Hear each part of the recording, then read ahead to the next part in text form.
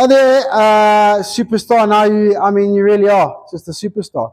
Okay, those iron swings are just incredible, absolutely off the hook incredible. Okay, you can see they're a little bit inconsistent. Not everyone is the same, but that's fine. We can now start building consistency. Absolutely fine. But to see that arm depth and swing plane on the downswing while the legs are still working, okay, just unbelievable. Where that club is attacking the ball from, absolutely brilliant. There's one or two where the face is even square. One or two where the face is a bit open, but face square. And this release here of the face, it's just, it's brilliant. It's exactly what we want. You don't have to do anything other than that. Okay, so it's just absolutely brilliant, right? Not there yet with the driver. It is better with the driver, but not there yet with the driver. So work on the same feels with the driver. Okay, obviously don't get too high, disconnected. Okay, keep that elevation to 90 degrees there. Okay, and then obviously the arm depth. Okay, keep that arm depth nice and deep. Okay, but let's really work on that same feel with the driver. Legs are working, shoulders are resisting. Don't let the shoulder kick out, but really work on that arm depth. Okay, that made all the difference. Okay, yes, shoulder, but arm depth. Okay, do not let those hands and right shoulder kick out. Arm depth, arm depth, arm depth. Okay, very, very, very, very, very good. So just add a little bit of harder work with the driver. Okay. Leave the club face for the next couple of days. We'll talk about it later. Obviously, a lot of club face work over the weekend, and I don't know if that's what's clicked over. I'm not sure, but club face is looking better. So that was our big focus last week and this weekend. So leave club face for now. Just go hard on that arm depth with the driver, because we are, the iron swing, brilliant. And we're so close here. So let's just add the driver to make the same swing. All right, obviously let me know if you have any questions or anything. Okay, and then just quickly, all right, you've seen that other video there. Okay, just quickly, again, it's just terminology, it doesn't matter. Okay, but what you're trying to do, what you're talking about doing is de-lofting with the irons now from the side-on view. Okay, is de-lofting the golf club, okay, and improving your low point. So catching the ball first on the way down. So on the swing circle, you catch it before the low point. And obviously this is only with irons, you can't do this with driver. So if there's your low point in the middle of your swing, okay, with the irons we're going to catch that thing on the way down.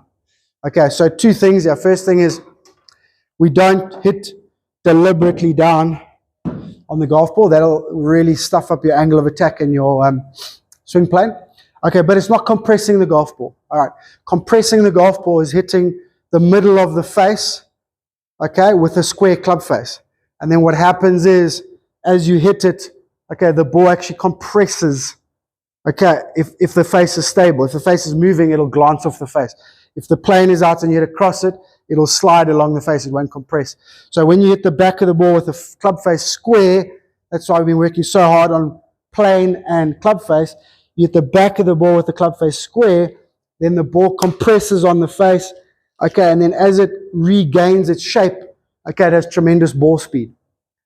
Okay, we've hugely increased ball speed. That's compression. Okay. Now, obviously, with the driver, the ball compresses, and actually the face of the driver also compresses. That's why the driver is hollow. So that compresses, and then together they shoot out.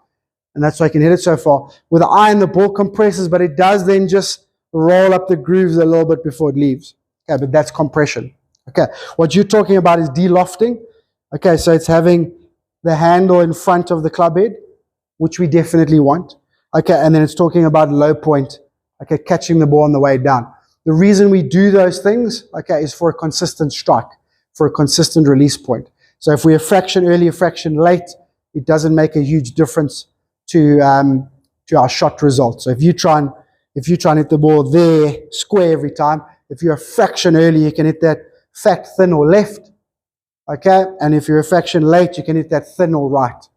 Okay, so the dispersion pattern's way off if you try and release the club perfectly at the golf ball.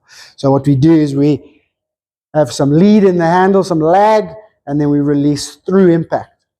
Okay, now if you start to think about it, that's exactly what we've been doing. We're talking about lag, we've been talking about the flexion of the right hand, not the early release. Okay, flexion in the right hand and the obviously later release. In order to do that, we need to be on plane, we need the shoulder plane right, and obviously we need the club face right, because if the club face is open, and you try and lead the handle, it's going to go even further right and even weaker. Okay, so it all ties together. All right, but on that video, okay, nothing wrong with practicing it. You know, we've done release point draw, we've done opposite direction draw, we've done the one-handed draws. It's all the same thing to try and get that same lead and later release and later low point. Okay, but it's going to be very hard for you, the irons, if you sort of here and then as you change direction, okay, you're hanging back a little bit. Okay, that's a driver swing. So the driver we can bottom out before and we can release on the way up.